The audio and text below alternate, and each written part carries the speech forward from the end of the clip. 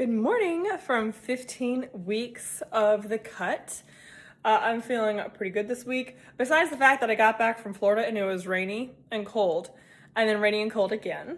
So Florida went really well. I actually had a low weight in Florida, which is hilarious being on vacation. I told you guys when I go on vacation, I'm actually I probably under track a smidgen just because I'm in a cut. A low weigh-in of 160, I think at one point, 160 or something, 160.8. Low weigh-in this week was 161.2, 161.2 or something like that. This just goes to show, I love talking about weight so much because it literally is just a data point. And this week, despite those numbers, I've had progressive overload. I have been volume maxing my ass off. So I have some of the best feelings of being full, very full. Cardio is still 5 times 40 minutes of lifts, which honestly, I've just been doing 2 hours of incline walk. And honestly, the cheat code is it makes it a little easier for me because I have been really busy. There's a lot going on at work right now. And usually I get steps in at work and I literally haven't been able to be as efficient as I've wanted to be with getting my steps in while working.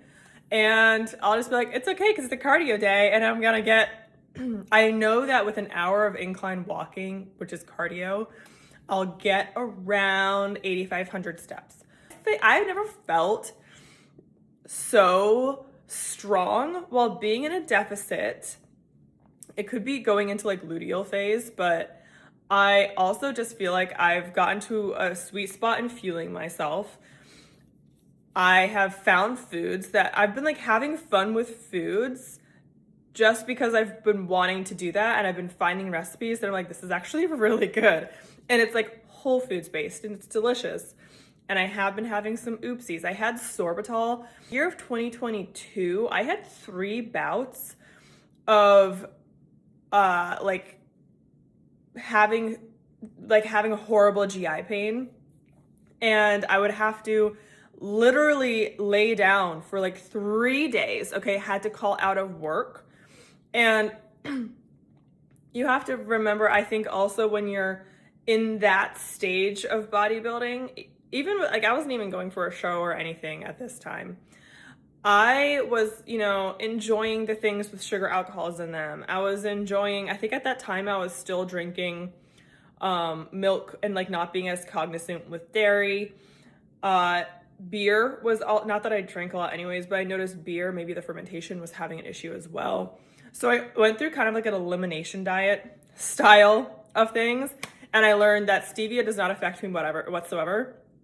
And I also like the taste of things with stevia in it. I don't like Splenda. I don't like Equal, any of those.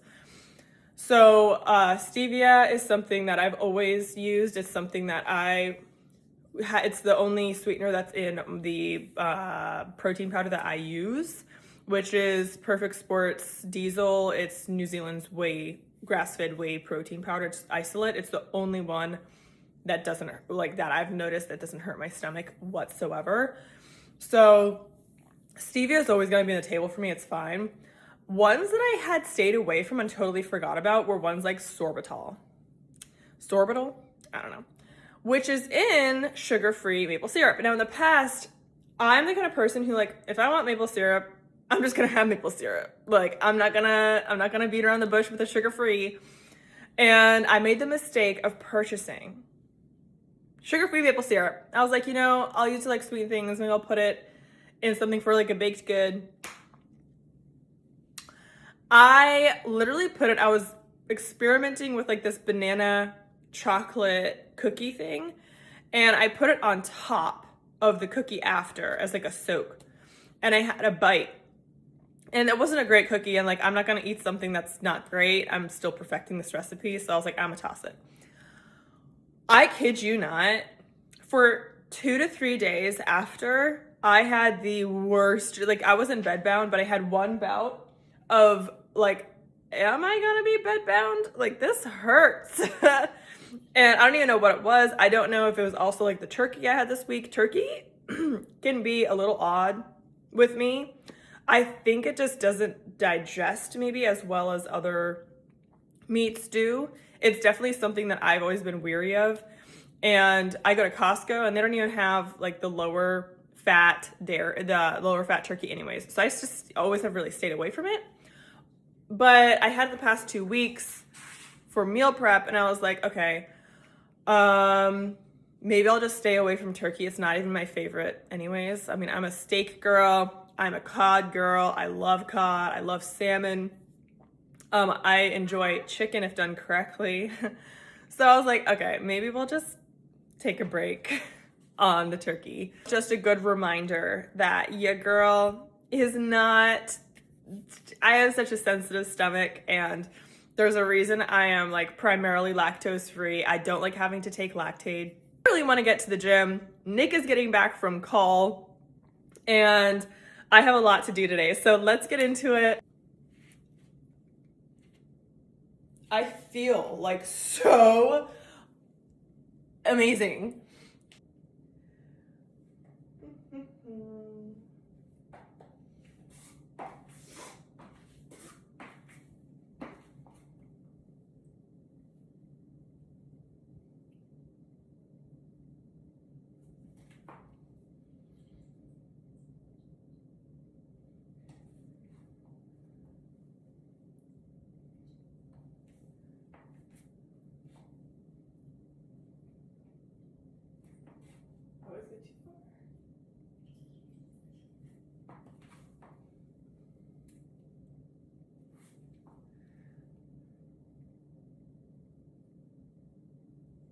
And then exit. That's what we're working with. So this upcoming week, I have a lot of exciting things. Working on walking, also life things. So we start legal nurse education beta preceptor program in a week. So just getting things going for that, leading office hours for legal nurse education. A lot of things at work that are exciting. I'm studying for a board certification in legal nurse consulting. Just a lot of things, okay? And they're so exciting to me. And I'm in a good spot, y'all. We're good. We're good, okay? I'm pretty sure Florida like breathed some life into me. Body's really been keeping us in the 160s. And I'm like, can we dip down now? Scale is just a number, but we do need to see it go down. So I am kind of curious what the plan will be from Mia. I'm gonna get my check-ins in, go to the gym, see my husband on my way out because he's coming back from call, which is sad because I like going to the gym with him. And also, this is a shameless plug. If you are a bodybuilder and you work as hard as like we do, I cannot recommend yoga enough. It is probably, I feel like, so underutilized, but it's like an hour of stretching and I do power yoga. Like it's not easy. And I just feel so loose after, and I do think it profoundly affects my posing. So if you're a bodybuilder, start going to yoga, okay? Or you need more recovery, okay? Okay, I'll get back to you when Mia gets back to me. Mia obviously did get back to me on Sunday, and the long story short, we're gonna keep things where we're at, which I'm really happy with because between the GI thing that happened earlier this week, and just like feeling like I'm swinging the other side of a pendulum, I'm like, let's just like settle. She was like, we're staying here.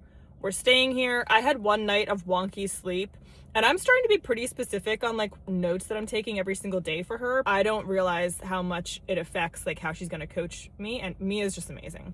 We're sticking where we are right now, not changing anything, continuing to focus on really good sleep, and I've had really solid sleep this week so far. See you again, and I'll hopefully get videos out sooner. I just do not have the time, which is why I started going to YouTube for vlogging, because I literally don't have the time to write a cute check-in update on Sundays anymore.